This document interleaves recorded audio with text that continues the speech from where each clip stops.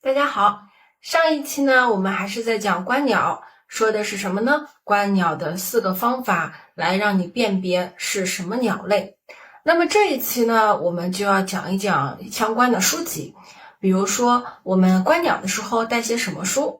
当然啦，我们这一期也不会那么枯燥，除了鸟类的书，还会介绍别的书给你看，让你知道世界是那么的丰富多彩。好，话不多说，那我们就开始啦。首先呢，还是我们上一次给你们看过的这本书，你可能有印象。那这2本书呢，是我们上海地区的一个鸟类指南。每一个地区有每一个地区它常见的鸟类，有一些是留鸟，也就是常在这附近的，也不会再飞走的。也有一些是迁徙来的鸟类，比如说它从北方到南方过冬。那么我手上的2本呢，一本是林鸟，也就是在树林里常见到的鸟类，比方说我们之前介绍过的白头鹎、鹰，还有这样的椋鸟，都是属于林鸟。另一本呢是水鸟，像我们常见的鹭、雁、天鹅、鸭子都属于水鸟。大家可以看一下这一页，看这里，你看这一个嘴非常非常长的这一个叫做白腰少羽，这就是一个典型的水鸟。可以看到它脚是站在水里面，然后呢嘴巴非常长，来找鱼吃，这是典型的水鸟。那这2本呢，我在去不同的地方就会带不同的书，比如说我要去森林里面或者公园观鸟的时候，我就会带这一本。那如果我想看一看附近我的小河边，或者是我到了一些出海口，以及像上海黄浦江附近和南汇附近的湿地滩涂，我就会带这一本专门讲水鸟的。那这2个呢是属于地区限定的，当然如果你的地区会有这样的鸟类手册，我建议你来买一本，这样的话对你的观鸟是非常有用的。那除了这些呢，我们当然还要掌握一些基础的知识。给大家看一个我非常喜欢的一本书，是这一本《西部利的观鸟指南》。这一本的作者呢是叫 David Allen Sibley， 那他非常非常有名，他是从他爸爸和他都是非常有名的鸟类学家。在这一本书里呢，他从鸟各个部分的名称，到鸟什么时候会在什么地方，以及不同鸟嘴的区别，还有呢比方说鸟类的羽毛叫什么名字，什么有多长，以及它什么时候毛多，什么时候毛少，它都会讲得非常非常的详细。像比如这一页，你可以看到一个鸟在不同时期的不同形态，我觉得它讲得非常非常详细。这一本呢，作为入门以及后续观鸟的学习都是非常有用的。这个作者呢，也有他自己的网站，我相信这个国外应该有很多的版本，我非常非常建议你去买一个来研读一下。我自己看了的感受是，这一本可以从我开始看鸟，一直到我变成一个观鸟的老手，都是一个非常非常有价值，会一直陪伴我的一本书，很推荐哦。好，那除了这一本呢，还会介绍它的另外一本，这本就比较大了。这一本那中文叫何以为鸟，英文是 What is like to be a bird 那可以看出来它肯定也是讲了非常多有用的知识。我们可以看它会说一些，比如说鸟从一个受精到蛋到孵化，然后到长大的一些过程，也会介绍一些好玩的知识。比如说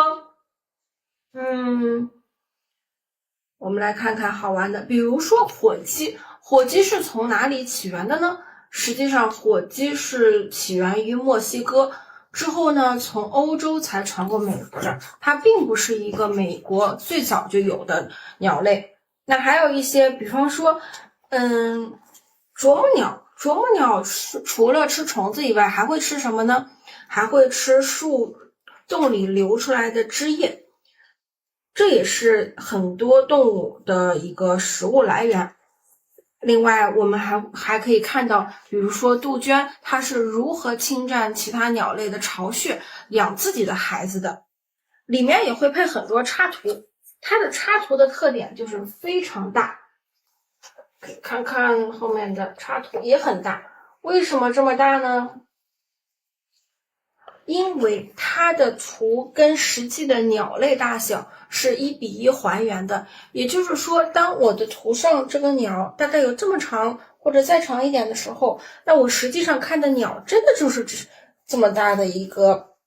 长度以及它翼展的一个范围。所以这本书对你了解一个鸟的形态以及它的大小，还有它的习性和颜色都是非常非常有帮助的。我们还可以看到，这里它讲了鸟为什么要产卵，卵在那个鸟的肚子的什么地方，特别有意思。所以我很推荐大家这本书也可以再学习学习。它随书还会送2张图，一个是带菊，另外一个是雪鹭。可以看雪鹭的羽毛非常非常的漂亮，很蓬松。你看，把2个放到一起，你可以明显的看到2只鸟的大小有明显的差别。这一只特别小，也很可爱，也说明了什么呢？我们如果在户外看到它，你是很难看清楚的哦。但是这一个，也许如果你遇到它，你就会一眼辨认出来，因为特点实在是太明显了。好，这就是我们说的这一本《何以为鸟》。那介绍完这一本，还是我要平常经常会用到的这个啦。这一个可能在国外不会遇到，但是我相信你们国家也会有这样的鸟类观察手册，它会非常非常详细的记录什么样的鸟类，不同的，比如说雄性、雌性，然后幼鸟、成鸟都是什么样子，以及在中国出现在什么地方，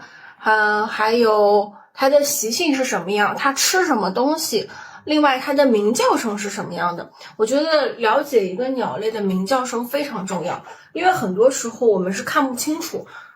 先是听到它的声音，那听到这个声音来了解是什么样的鸟，然后来找它的方位就会很清楚。像这个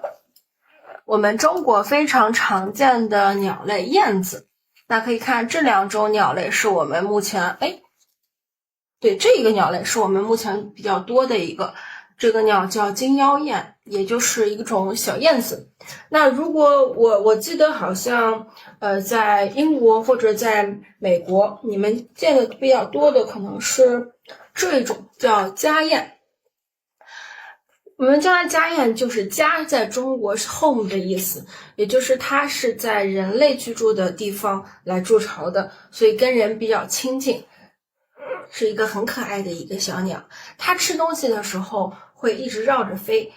不断的在空中寻觅食物，很少停下来，但是它飞的速度非常快，也很乱，